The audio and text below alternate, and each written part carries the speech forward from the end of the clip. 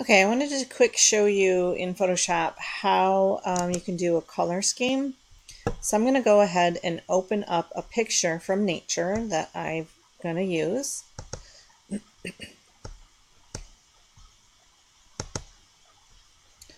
And we're going to use this picture here, which is a picture of a fall scene. Alright, so the first thing that I want to do is I want to make my screen a little bit larger so that I have room for the actual text boxes. So I'm going to go to, well, first I'm going to go to my layers, and I'm going to double click where it says background to turn this into a normal regular layer. And then I'm going to go into image, and I'm going to do canvas size, and I'm going to move my circle to this anchor here, which means that when I enlarge it, it's going to enlarge over on this side over here. It'll enlarge the top and bottom if I add height to it, but I'm not going to change the height. I'm just going to change the width, and I'm going to make the width a little bit larger. Right now it's 30 inches, which is actually really large. But I'm going to change it to, let's say, 32. We'll just give it 2 more inches on the side there, and that'll be good for some squares for some color. So I'm going to use my square marquee tool, and I'm just going to draw a box,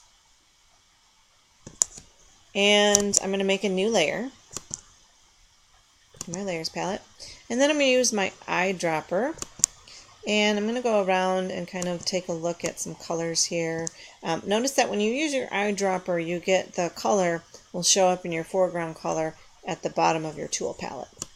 So there's a couple colors that we can use. Again, we're using a photo from nature because nature makes colors that go perfectly together. All right, so we're going to use this burnt orange color. So I've got my square marquee. I have a new layer. I'm going to go into Edit, Fill with Foreground Color. Now, I want some contrast to that color. So first I'm going to go back and get my square marquee tool, and I'm going to move my box down. Now I can make a new layer for every color, or I can put all the colors in the same layer. But in my color box for my foreground color, I'm going to leave the hue alone. I'm not going to touch this at all. What I want to do is move around in this box here to get a darker version or a lighter version of that color. That's what gives me my high contrast, and then I can have some good contrast in my pieces of information. So I'm going to fill that with foreground color because I changed the color. My square marquee tool, move my marquee down. I'm using the same marquee just because I want them all to be the same size and be uniform. Now I'm going to use the same color. I'm just going to get a very light version of that color, so it's almost going to be pink. I don't know if I'm going to use it. However, it's going to be a good resource for me for high contrast if I need it. So I like to have those colors in there just in case. Alright, so now I want a different color. I'm going to get a different hue. So I'm going to use my eyedropper again. And I can do one of these blue colors in the sky. If I can actually get the blue, it looks more gray than blue. There's a blue color. So I'm going to fill with foreground color. And then I'm going to use my square marquee, move it down, and I can get a light version and a dark version of this. And I don't think I made a new layer for that. No, I didn't. So I have 2 colors on the same layer, which is okay.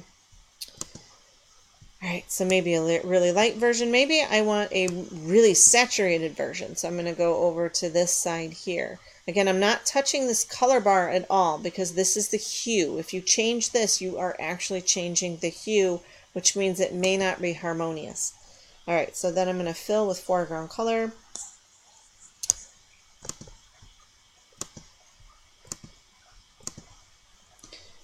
move my marquee. Now those two colors are really close in value, so I couldn't use this as text on top of that color background because they would just fight. So I definitely don't want to do that, but I could come in here and get a really dark version. So I want to fill it. And then I definitely want to try to get a really light version. So now I have 4 colors basically from the same hue. So all 4 of these colors will work well together as long as I've got the high contrast going on. So maybe I have a design element that is of this really light blue that I can have on this medium blue. I don't know if I would necessarily have the light text on this color blue background, but I would have this light color text on this dark blue background. That would work. So I could go ahead, I've only got 2 hues. I could go ahead and make another hue if I wanted, or pull another hue out just to see if I could get some more colors that work well together. Maybe I want to pull a yellow out. So I could I could get that. Or maybe I could pull out one of these green colors, which it doesn't really look green now. They look more yellow. Maybe I can get a green over here. Oh, that's kind of, oh, there's a good green. So I can fill.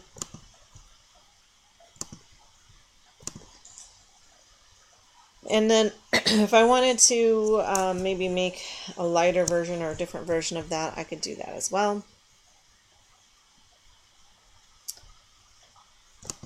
That is actually a yellow. It didn't end up being a green, but that's okay. And then I can fill that.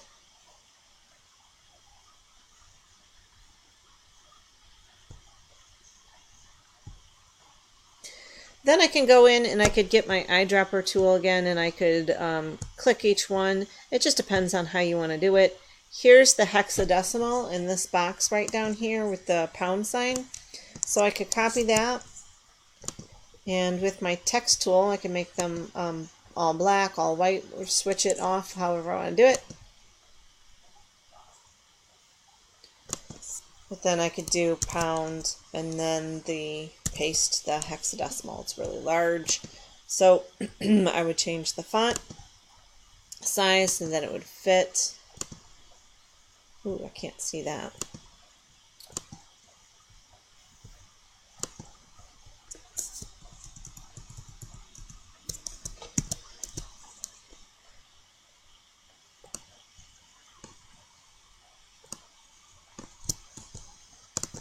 That works. So I could do that for each one. Obviously this dark color would not look well on a dark colored background, so that's why I would change it to white or something like that.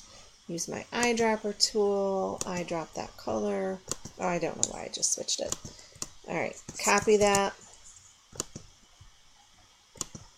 Get my white again. Get my text tool. Select it, change it to white. I guess I don't really need to get white in my foreground. And then I could paste the hexadecimal in there as well. So then I would just save it out. Color scheme.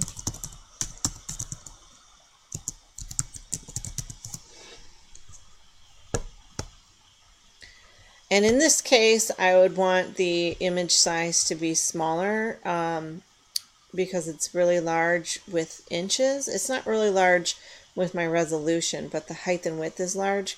And I have this set to bicubic sharper, and that's used for reduction when you make it smaller. So then I could make the whole overall thing be like 6 inches. And I keep these linked so that the height and the width will always be in the same proportion. Click OK, and that reduces it for me. And it's just so I can save it out and turn it in or something like that. It doesn't need to be that big. If you have any questions on the color scheme, just let me know. You can send me an email, a text message, you can give me a call, whatever.